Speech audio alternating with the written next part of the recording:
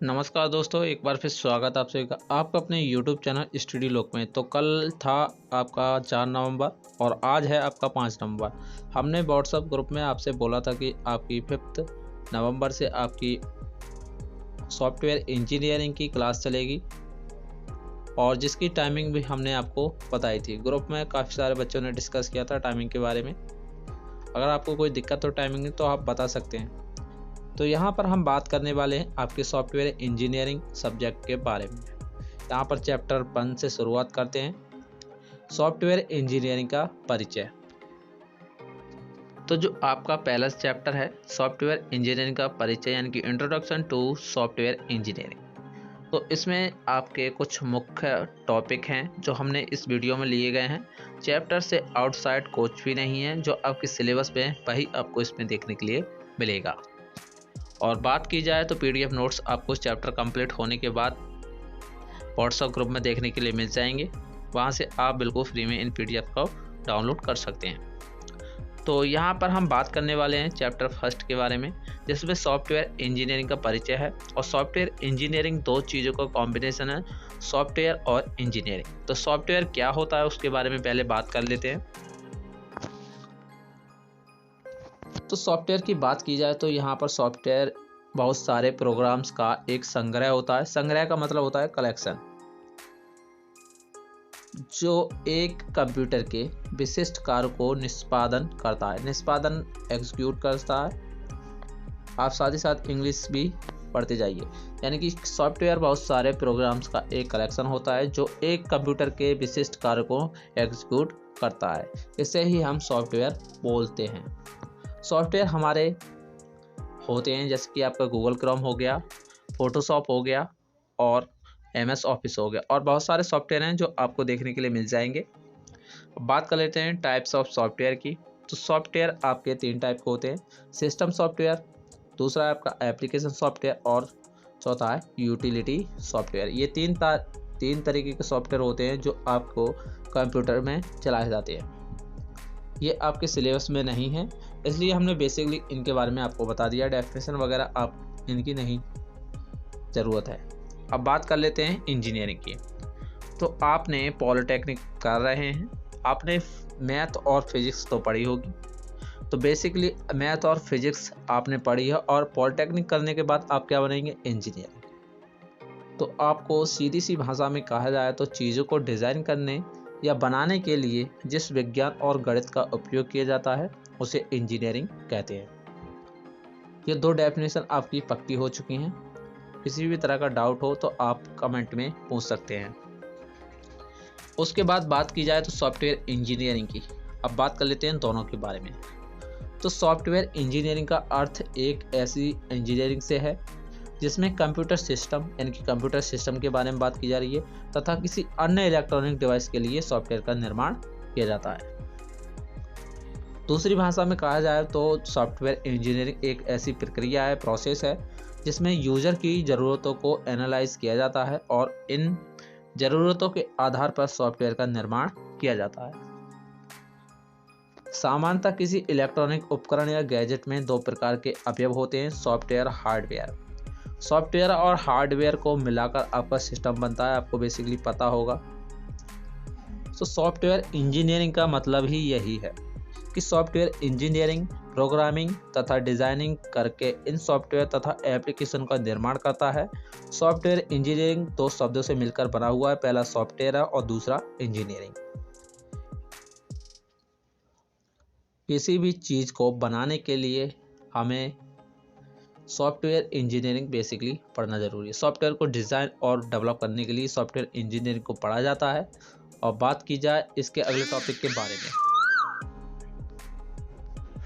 अब बात कर लेते हैं अगला टॉपिक क्या है। अब बात कर लेते हैं सॉफ्टवेयर के कुछ रूपरेखा के बारे में, रखरखाव के बारे में। तो यहाँ पर कुछ इस तरह का डिज़ाइन है सॉफ्टवेयर को डेवलप करने के लिए बनाया जाता है। ये तरीका है जो सॉफ्टवेयर को बनाया जाता है। तो इसमें आपको कई सारे पॉइंट्स देखने के लिए मिल रहे हैं। पहला आपको यहाँ पर सॉफ्टवेयर देखने के लिए मिल रहा है। अब मान लीजिए यहाँ पर हम एक उदाहरण देकर आपको बताते हैं। कोई व्यक्ति अगर आपके पास आया है सॉफ्टवेयर को बनवाने के लिए, तो सबसे पहले तो आप उससे सॉफ्टवेयर बनाने के लिए पहले तो उसके एनालाइज करेंगे, योजना बनाएंगे कि सॉफ्टवेयर किस तरह से बनाना है, उसकी डिज़ाइन के बारे में सोचेंगे किस तरह से सॉफ्टवेयर को डिज़ाइन करना है। उसके बाद इसकी कोडिंग करेंगे, कोडिंग करने के बाद आप उसकी डेवलपमेंट करेंगे, डेवलपमेंट करने के बाद आप उस सॉफ्टवेयर की टेस्टिंग करेंगे, टेस्टिंग के बाद उस सॉफ्टवेयर को समय समय पर आप अपडेट भी करेंगे। आवश्यकता अनुसार अगर आपको कोई भी सॉफ्टवेयर में अपडेट या कोई भी चेंजेस वगैरह करना है तो उसमें अपडेट की ज़रूरत पड़ती है। आपने प्ले स्टोर पर देखा होगा, कभी कभी सॉफ्टवेयर, हमारे एप्लीकेशन सॉफ्टवेयर होते हैं, उनका जो MB यानी कि जो मेगाबाइट होता है वो काफ़ी ज़्यादा बड़ा हो जाता है। उसी तरह से सॉफ्टवेयर को बनाने के बाद आपको उसके मेंटेनेंस के बारे में भी सोचना पड़ेगा। उसके बाद बात करें तो आवश्यकता अनुसार आप उस सॉफ्टवेयर को मार्केट में लॉन्च कर सकते हैं, यानी किसी भी प्लेटफॉर्म पर आप उस सॉफ्टवेयर को रन कर सकते हैं, लॉन्च कर सकते हैं। तो ये है सॉफ्टवेयर को बनाने की रणनीति समझ लीजिए या रूपरेखा समझ लीजिए। उसके बाद आपका अगला टॉपिक है उद्देश्य। तो यहाँ पर उद्देश्य की बात की जाए तो पहला उद्देश्य है मेंटेनेबिलिटी, यानी कि रखरखाव। सॉफ्टवेयर का रखरखाव समय समय पर करना, सॉफ्टवेयर को किस तरह से रखना है, ये सारी चीज़ें इसमें की जानी चाहिए। दूसरा है कि ज़रूरतों के सही तरीके से लागू करना, ज़रूरतों को समय समय पर सॉफ्टवेयर में जो भी ज़रूरत है उनको हमें समय समय पर अपडेट कर देना चाहिए। तीसरा पॉइंट है रीयूजाबिलिटी, पुनर्प्रयोग। उस समय ऐसा होता है कि हमें उस सॉफ्टवेयर में दोबारा उन्हीं चीज़ों को लागू करना पड़ता है, तो उसके लिए हम रीयूजाबिलिटी का यूज़ करते हैं। उसके बाद चौथा पॉइंट है परीक्षण योग्य, टेस्टेबिलिटी। समय समय पर हमें अपने ऐप को यानी कि सॉफ्टवेयर को जो हमने डेवलप किया है उसकी परीक्षण भी करना ज़रूरी है। पांचवा पॉइंट है आपका विश्वसनीयता, और छठा पॉइंट है पोर्टेबिलिटी। उसके बाद बात कर लेते हैं सॉफ्टवेयर इंजीनियरिंग की ज़रूरत। तो सबसे पहला जो पॉइंट है इसमें हम बात करें तो लार्ज सॉफ्टवेयर, बड़े सॉफ्टवेयर का प्रबंध, यानी कि रियल लाइफ में अगर बात करें पूरे मकान को बनाने के बजाय किसी दीवार को बनाना आसान होता है। इसी प्रकार जब भी सॉफ्टवेयर का साइज बड़ा हो जाता है तो सॉफ्टवेयर इंजीनियरिंग सॉफ्टवेयर को विकसित करने में मदद करता है। अगला पॉइंट है आपका स्केलेबिलिटी, यानी कि किसी के आधार पर यदि हम सॉफ्टवेयर का निर्माण इंजीनियरिंग कंसेप्ट के आधार पर करते हैं तो नए सॉफ्टवेयर को बनाना बेहद ज़्यादा आसान होता है। तीसरा पॉइंट है कॉस्ट, लागत प्रभावशीलता। सॉफ्टवेयर इंजीनियरिंग की प्रक्रिया को यानी कि प्रोसेस को फॉलो करके हम सॉफ्टवेयर के कॉस्ट को कम कर सकते हैं। इसके लिए हम समय प्रोसेस को फॉलो करना चाहिए। अगला पॉइंट है डायनेमिक नेचर, यानी कि प्रकृति का प्रबंध। चौथे पॉइंट की बात की जाए तो सॉफ्टवेयर का नेचर यानी कि स्वभाव हमेशा बदलता रहता है और उसमें समय के अनुसार चेंज करने की आवश्यकता होती है। इसमें सॉफ्टवेयर इंजीनियरिंग का बहुत ज़्यादा अहम भूमिका निभाती है। अगला पॉइंट है क्वालिटी मैनेजमेंट। तो अगर सॉफ्टवेयर की बात की जाए, बनाने की बात की जाए, मेथड की बात की जाए तो सॉफ्टवेयर की क्वालिटी भी बेहतर होनी चाहिए। सॉफ्टवेयर इंजीनियरिंग बेहतर विधि प्रदान करती है। अब आपके 2 क्वेश्चन यहाँ पर कंप्लीट हो चुके हैं। अब बात कर लेते हैं सिस्टम के बारे में। सिस्टम आपका अगला टॉपिक है। इसमें आखिर में सिस्टम होता क्या है? तो सिस्टम की सहायता से हम बात करें तो सूचनाओं का आदान प्रदान किया जाता है। आपने सिस्टम देखा होगा, कंप्यूटर वगैरह देखा होगा, उसमें हम कोई भी डाटा इनपुट कराते हैं, फिर उसको प्रोसेस कराते हैं। प्रोसेस कराने के बाद आप उसे देख सकते हैं, उसके बाद हमें एक आउटपुट प्राप्त होता है। तो सिस्टम सूचनाओं को इधर से उधर भेजता है और किसी भी सिस्टम में मुख्यतः 3 तत्व होते हैं, यानी कि किसी भी सिस्टम में 3 तरह के तत्व होते हैं जिन्हें हम इनपुट, प्रोसेसर और आउटपुट ये 3 सिस्टम में आपके तत्व होते हैं। प्रोसेसर की बात की जाए तो प्रोसेसर के रूप में आपका होता है सीपीयू। सीपीयू को हम प्रोसेसर या माइक्रो प्रोसेसर या मस्तिष्क कंप्यूटर का दिमाग भी कहते हैं।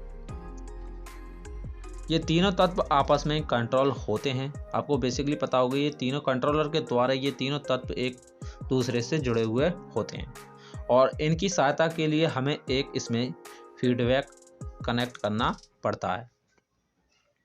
यहाँ पर डायग्राम की मदद से आप यहाँ देख सकते हैं। यहाँ पर आप देख सकते हैं कि जो आपका प्रोसेसर है यानी कि सीपीयू है आपका, उसमें उसके साथ में आपका इनपुट कनेक्ट है। इनपुट से जब भी हम कोई डाटा इनपुट कराते हैं यानी कि कोई भी डाटा इसमें इंसर्ट करते हैं तो वो डाटा हमारा सीधा जाता है प्रोसेसर में इसकी प्रोसेसिंग की जाती है। प्रोसेसिंग करने के बाद ये डाटा हमारा जाता है सीधा आउटपुट में। अब आउटपुट में ये डाटा पहुंच चुका है, लेकिन हमें इनपुट को भी तो बताना है कि आउटपुट में डेटा पहुंच चुका है। तो इसकी जानकारी बताने के लिए हम यहाँ पर एक फीडबैक का यूज़ करते हैं। ये आउटपुट से जो सूचना प्राप्त होती है वो फीडबैक को मिलती है। फीडबैक फिर उस सूचना को इनपुट को बता देता है और इन तीनों चीज़ों को जो कंट्रोल करता है उसे बोलते हैं हम कंट्रोलर, नियंत्रण। उसके बाद बात कर लेते हैं एक एक इनके पॉइंट के बारे में। तो यहाँ पर ज़्यादा लंबा चौड़ा करने की बात नहीं है। यहाँ पर बेसिकली हमने यहाँ पर सीधी भाषा में लिखा हुआ है कि इनपुट जो होता है वो सिस्टम में जिन सूचना को भेजता है, यानी कि सिस्टम में जिन सूचना को भेजा जाता है वह इनपुट कहलाते हैं। इनपुट आपके बहुत सारे होते हैं, आपको बेसिकली पता होगा। उसके बाद है आपका प्रोसेसर सूचना को कलेक्ट करके उन्हें उपयोग करने लायक बनाता है।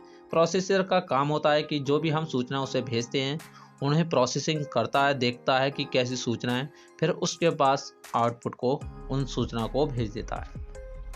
कंट्रोलर, नियंत्रण। एक प्रोसेसर के संचालन को ऑपरेटिंग सिस्टम तथा सॉफ्टवेयर द्वारा कंट्रोल किया जाता है। अगला है आउटपुट, सूचना को प्राप्त करता है, यानी कि जो सूचना हम इनपुट से एंटर कराते हैं वो प्रोसेसर में जाती हैं। प्रोसेसर के बाद वो सूचना डायरेक्ट आउटपुट को प्राप्त होती हैं।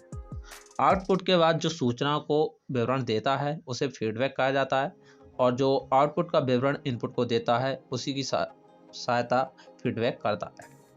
यानी कि फीडबैक के बारे में कहा जाए तो एक तरह से आउटपुट का विवरण यानी कि आउटपुट की जानकारी कि आउटपुट को डेटा प्राप्त हो चुका है, ये जानकारी इनपुट को देता है, इसी को फीडबैक कहते हैं। तो आई होप आपको ये सिस्टम के बारे में पता चल गया होगा।